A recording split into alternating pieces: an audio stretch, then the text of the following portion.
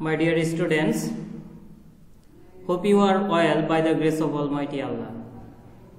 Myself Sajjad Hussain Khan, class teacher 9. Dear students, today I will take a class on English first paper, class 9. Dear students, today I will discuss on Unit 1, Lesson 1B from English for Today. সুপ্রিয় শিক্ষার্থীবৃন্দ, আজকে আমি তোমাদের জন্য unit 1 lesson 1 এর B থেকে একটি passage তোমাদেরকে পড়ে দিব। এই প্যাসেজ থেকে যে প্রশ্নগুলো হয় তোমরা অবশ্যই জানো যে 1 নম্বর সিন প্যাসেজ থেকে দুটি প্রশ্ন হয়, 1 নং এবং 2 নং। 1 নং কোশ্চেনে মাল্টিপল চয়েস প্রশ্ন থাকে, অর্থাৎ 7টি এমসিকিউ প্রশ্ন থাকে এবং 2 নং প্রশ্নে 5টি শর্ট অ্যান্সার থাকে, অর্থাৎ 5টি শর্ট কোশ্চেন দেওয়া থাকবে, সেগুলোর অ্যান্সার তোমাকে লিখতে হবে। আজকের ক্লাসে আমি তোমাদেরকে প্যাসেজটি ভালোভাবে পড়িয়ে দেব, বুঝিয়ে দেব এবং এটার পরবর্তী ক্লাসে আমি তোমাদের এমসিকিউ এবং প্রশ্নের উত্তরগুলো তোমাদের জন্য আলোচনা করব। তো dear students, let's start. So far the family members were ignorant about বঙ্গবন্ধু's condition. তখন পর্যন্ত বঙ্গবন্ধুর পরিবারের সদস্যরা বঙ্গবন্ধুর অবস্থা সম্পর্কে অজ্ঞ ছিলেন। Here ignorant means অজ্ঞ, অর্থাৎ জানে না এরকম। কন্ডিশন অবস্থা, আর বাকি অর্থগুলো শব্দগুলোর অর্থ তোমাদের মোটামুটি জানা আছে। সো ফার তখন পর্যন্ত, দ্য ফ্যামিলি মেম্বার্স পরিবারের সদস্যগণ, ওয়ার ইগনোরেন্ট অজ্ঞ ছিলেন, অ্যাবাউট বঙ্গবন্ধুস কন্ডিশন বঙ্গবন্ধুর অবস্থা সম্পর্কে। সাডেনলি হঠাৎ করে, এলাইভ জীবিত, suddenly they came to know হঠাৎ করে তারা জানতে পারলেন যে, দ্যাট যে, হি ওয়াজ অ্যালাইভ তিনি জীবিত আছেন, and had been taken to Pakistan এবং তাকে পাকিস্তানে নিয়ে যাওয়া হয়েছে।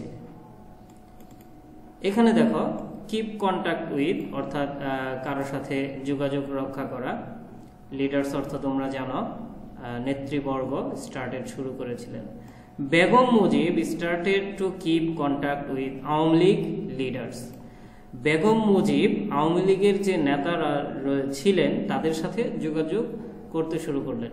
26শে মার্চের প্রথম প্রহরে যখন বঙ্গবন্ধুকে গ্রেপ্তার করা হলো এবং সেখান থেকে তাকে নিয়ে যাওয়া হয়, তারপর তিনি কোথায় ছিলেন এই বিষয়টি বঙ্গবন্ধুর পরিবারের সদস্যরা জানতো না এবং হঠাৎ করেই তারা জানতে পারলেন যে তিনি এখনো জীবিত আছেন এবং তাকে পাকিস্তানে নিয়ে যাওয়া হয়েছে। তখন থেকে বঙ্গবন্ধুর স্ত্রী বেগম মুজিব আওয়ামী লীগের যে নেতৃস্থানীয় নেতাবর্গ ছিলেন তাদের সাথে যোগাযোগ রাখতে শুরু করলেন বা যোগাযোগ করতে শুরু করলেন। But soon the family was taken to Dhanmondi house number 18 by the Pakistan army. খুব শীঘ্রই বঙ্গবন্ধুর পরিবারকে ধানমন্ডিতে নিয়ে যাওয়া হলো। ধানমন্ডির 18 নম্বর বাড়িতে পাকিস্তানি আর্মিরা তাদেরকে সেখানে নিয়ে গেলেন। And kept under house arrest এবং তাদেরকে গৃহবন্দী করে রাখলেন। হাউস অ্যারেস্ট গৃহবন্দী, তাদেরকে গৃহবন্দী করে রাখলেন। হাউএভার যাই হোক,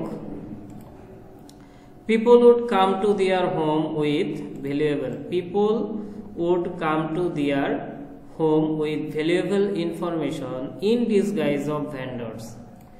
জনগণ কি করলো, ওই বিভিন্ন শ্রেণীর জনগণ তাদের বাড়িতে আসতে শুরু করলো এবং বিভিন্ন তথ্য নিয়ে, মূল্যবান তথ্য নিয়ে বাড়িতে আসলো।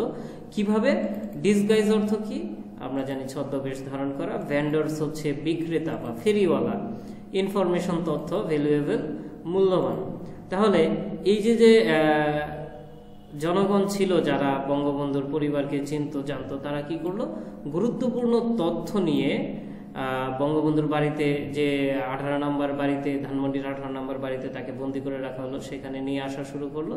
ইন ডিসগাইজ অফ ভেন্ডর্স, ফেরিওয়ালার ছদ্মবেশে বা বিভিন্ন জিনিস বিক্রেতার ছদ্মবেশে। Also some would throw pieces of waste paper. আবার কেউ কেউ ওই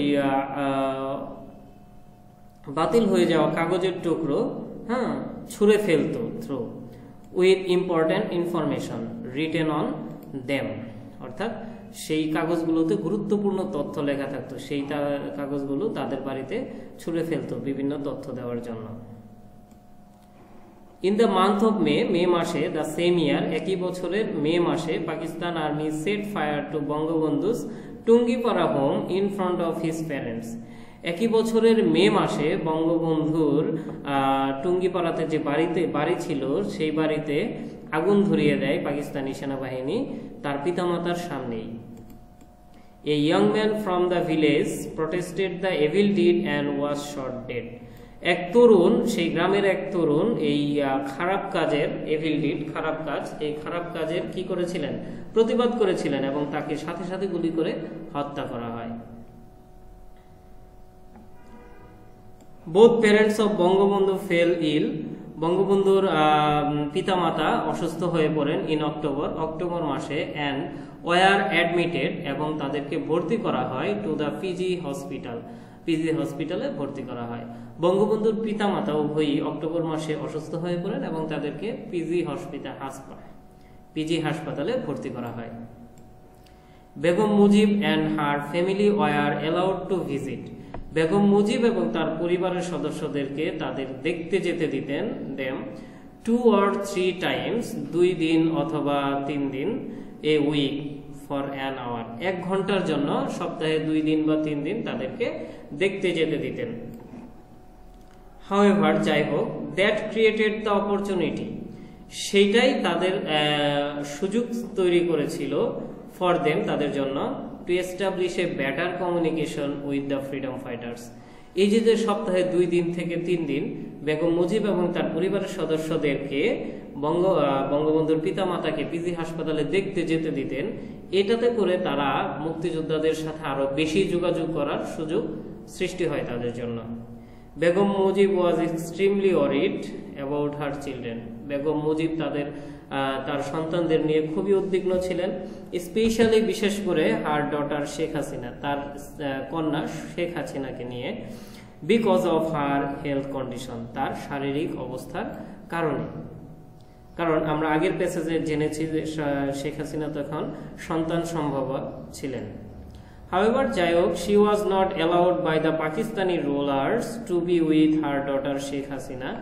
যাই হোক, তাকে তার কন্যা শেখ হাসিনার সাথে থাকতে দেয়নি পাকিস্তানি সেনাবাহিনী। when she was admitted to hospital, যখন তাকে শেখ হাসিনাকে হাসপাতালে ভর্তি করা হয়। মিস্টার ওয়াজেদ মিয়া and বঙ্গবন্ধুর সেকেন্ড সন শেখ জামাল accompanied শেখ হাসিনা। মিস্টার ওয়াজেদ মিয়া, যিনি ছিলেন শেখ হাসিনার হাজবেন্ড মানে স্বামী, এবং তার বড় ভাই তাদের দ্বিতীয় সন্তান শেখ জামাল শেখ হাসিনার সাথে ছিলেন টু দ্য হাসপাতালে। বঙ্গবন্ধু's youngest sister, বঙ্গবন্ধুর সবচেয়ে ছোট বোন যে ছিলেন, প্রিটেন্ডিং, ভান করেছিলেন, to be a hospital attendant, অর্থাৎ হাসপাতালের একজন সেবিকার অভিনয় করে, এন্টার্ড দ্য হসপিটাল, হাসপাতালে প্রবেশ করেন, অ্যান্ড লুকড আফটার হার নিস, এবং তার ভাতিজির দেখাশোনা করেন। Sheikh Hasina was blessed with a baby boy on 27 July, who was later named Sajeeb Wazed Joy. Sheikh Hasina একটি ছেলে সন্তানের জন্ম দেন এবং পরবর্তীতে যার নাম রাখা হয় সজীব ওয়াজেদ জয়, যার জন্ম হয়েছিল 27 জুলাই।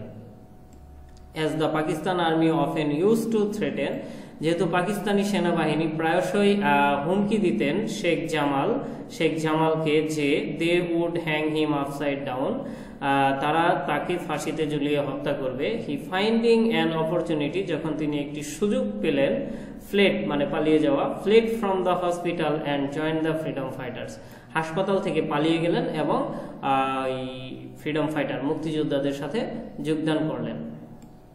ফাইনালি, অবশেষে দ্য ভিক্টোরি ডে অ্যারাইভড, বিজয়ের দিনটি এসে পৌঁছলো। দেয়ার ওয়াজ জয় এভরিওয়ার, চারদিকে আনন্দ ছিল, চারদিকে সবাই আনন্দ করছিল। But Bangabandhu's family was yet to be freed from captivity, কিন্তু তখনও বঙ্গবন্ধুর পরিবারকে বন্দিদশা থেকে মুক্তি দেওয়া হয়নি। ফ্রিড, মুক্তি দেওয়া ফ্রম ক্যাপটিভিটি, বন্দিত দশা থেকে তাদেরকে তখনও মুক্তি দেওয়া হয়নি। The Pakistani occupational forces, Pakistani সেনাবাহিনী ওয়ার স্টিল কর্ডনিং বঙ্গবন্ধু's হাউস। কর্ডনিং মিন্স ঘেরাও করে রাখা। তখন পর্যন্ত পাকিস্তানি সেনাবাহিনী বঙ্গবন্ধুর বাড়িটিকে ঘেরাও করে রেখেছিল। And firing at people rushing over দিয়ার চ্যান্টিং জয় বাংলা, এবং যারা জয় বাংলা স্লোগান দিয়ে সেই বাড়ির দিকে আসছিল তাদের দিকে পাকিস্তানি সেনাবাহিনী গুলি বর্ষণ করছিল। The invigorating slogan of the Bengalis, যে জয় বাংলা যে স্লোগানটি ছিল, ইনভিগোরেটিং মানে উত্তেজনা বা আনন্দ সৃষ্টিকারী, উল্লাস ধ্বনি ছিল বাঙালিদের। But they fled the next morning when the Indian army came to rescue the family. কিন্তু সেই পাকিস্তানি সেনাবাহিনী পরবর্তী দিন সকালবেলা পালিয়ে যায় যখন ভারতীয় সেনাবাহিনী তাদেরকে উদ্ধার করার জন্য আসেন। Sheikh Jamal return home in the afternoon, Sheikh Jamal সেদিনই বিকেলবেলা বাড়িতে ফেরেন। While Sheikh Kamal return home the next year, যেখানে শেখ কামাল বাড়িতে ফেরেন পরের দিন সকালবেলা। নেভারথলেস, তথাপি, দ্য বিগেস্ট অ্যাংজাইটি, সবচেয়ে বড় দুশ্চিন্তা যেটি ছিল, অফ দ্য ফ্যামিলি, পরিবারের, persisted, Bangabandhu was yet to be release from Pakistani prison, কারণ তখন পর্যন্ত বঙ্গবন্ধুকে পাকিস্তানি জেলখানা থেকে মুক্তি দেওয়া হয়নি। And they didn't know when that great moment would arrive and how, এবং তারা জানতেন না সেই মহৎ সময়টি, সেই বিরাট সময়টি, আনন্দের সময়টি কখন আসবে এবং কিভাবে আসবে। সো সুপ্রিয় শিক্ষার্থীবৃন্দ, এই ছিল তোমাদের জন্য প্যাসেজের বাংলা অনুবাদ। প্যাসেজটি হচ্ছে ইউনিট 1 লেসন 1 এর বি পার্ট। এই প্যাসেজ সিন প্যাসেজ আকারে যদি তোমাদের পরীক্ষায় প্রশ্ন আসে, এটার সাথে থাকবে দুইটি প্রশ্ন, একটা হচ্ছে 1 নম্বরে আছে এমসিকিউ এবং 2 নম্বরে আছে question, answer the following questions.